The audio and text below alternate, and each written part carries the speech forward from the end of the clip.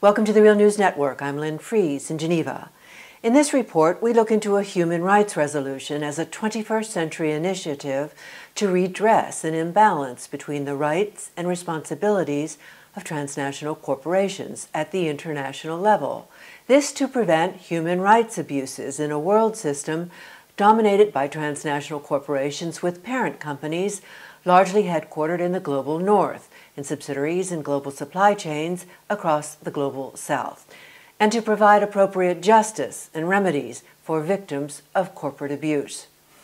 On the 26th of June 2014, the UN Human Rights Council adopted Resolution 269, giving an intergovernmental working group a mandate to elaborate an international, legally binding framework of human rights law with respect to the activities of transnational corporations.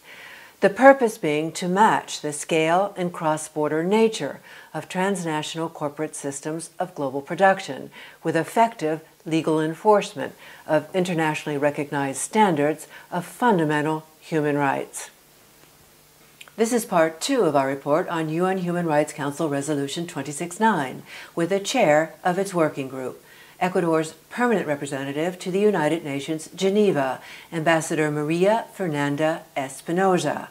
The ambassador previously served as Ecuador's Minister of Defense, and prior to that as Minister of Natural and Cultural Heritage and Minister for Foreign Affairs. Ambassador Espinosa, welcome. Thank you. I'm delighted to be here. Comment more broadly on this struggle for coherence in international law with respect to the obligations of transnational corporations, a coherence that architects of free trade agreements and investment treaties already clarified for corporate rights and that we see relentlessly pushed further in new free trade deals, the next generation of deals. Well, I think that this explosion on free trade agreements, multi-partite, multi-regional trade agreements, they really basically cry for some clarity in international law on these very sensitive issues. No matter where you invest, no matter how the supply chain operates in a transborder, transregional way, you need some kind of thread, some kind of coherence in international law to make sure that there are not abuses, not only with regard to labor rights, but also to environmental standards, issues such as climate change and the new climate change collective responsibility that we all have. I mean, all these very issues are at stake.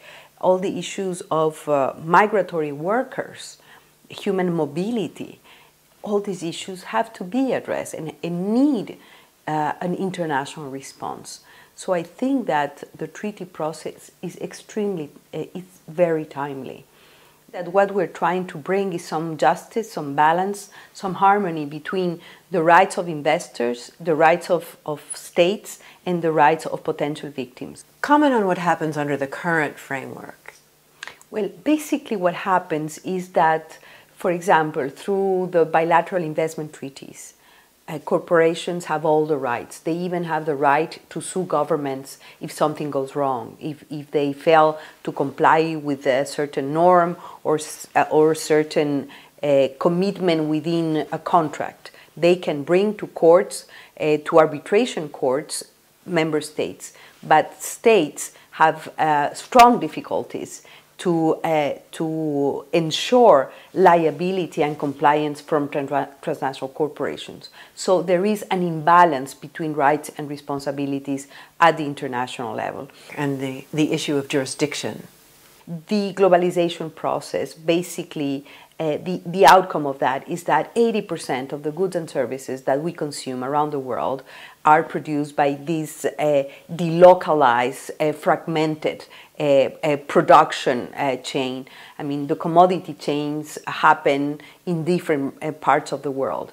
One of the big gaps of international law is precisely the issue of clarity in jurisdiction.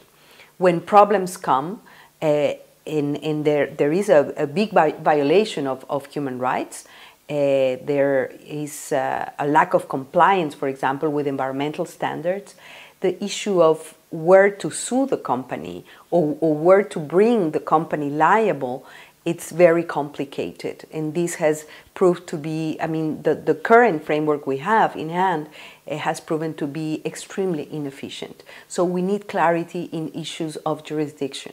We need clarity in terms of the procedure and the mechanisms for remedy, for accountability, and to bring justice to the victims themselves. No, it all depends on the power of the negotiating parties. For example, with the disaster of British Petroleum in the Gulf of Mexico, there were billions of dollars that were paid because of the pollution that happened in this tragic situation, of course. But I don't know what is more tragic, of what happened in the Gulf of Mexico or what happened with the thousands of lives that we lost in Rana Plaza. In the case of Rana Plaza, the companies that were responsible, I think that they paid $600 to each one of the families that lost their loved ones, their relatives in that tragedy. So it means that there is a lack of a clear normative framework with regard to accountability, to remedy, and to in reparation to the victims. So these are the big gaps that this international treaty has to address. I think that we all have a responsibility as human beings, as societies, to really make sure that these issues are addressed. This is the big difference between having corporate social responsibility frameworks that are voluntary, soft laws, national action plans. They're all good. I mean, we're not saying that they're not useful. They are useful. They're a very important step forward, but there is a need, an urgent need, to legalize the obligations of transnational corporations at the international level. And as we wrap up, a concluding thought? Well, I think that it's an open invitation, not only to member states, to the 193 member states of the UN, but of citizens around the world to get involved in this process. We had already 2 sessions of the working group. We will hold a 3rd session next year, but what is more important is the intensity of dialogue, consultations, awareness building in the intersessional period. We don't need to wait yet another year to get involved or to participate. The sessions of the working group are webcasted, they're public, and basically what we need is the engagement, the participation of humankind, of organized civil society around the world, of social movements, of workers' unions, of women's movements that are welcome to take part of this process. Even if you cannot be in person attend the meetings, but there is a website of the working group and we receive contributions, comments, proposals. We want this to be a process that is owned by citizens around the world, and whatever happens, and we expect that we will soon have a new treaty, an international human rights treaty, is going to be the outcome of the goodwill, of the engagement, of the responsibility of human societies around the world.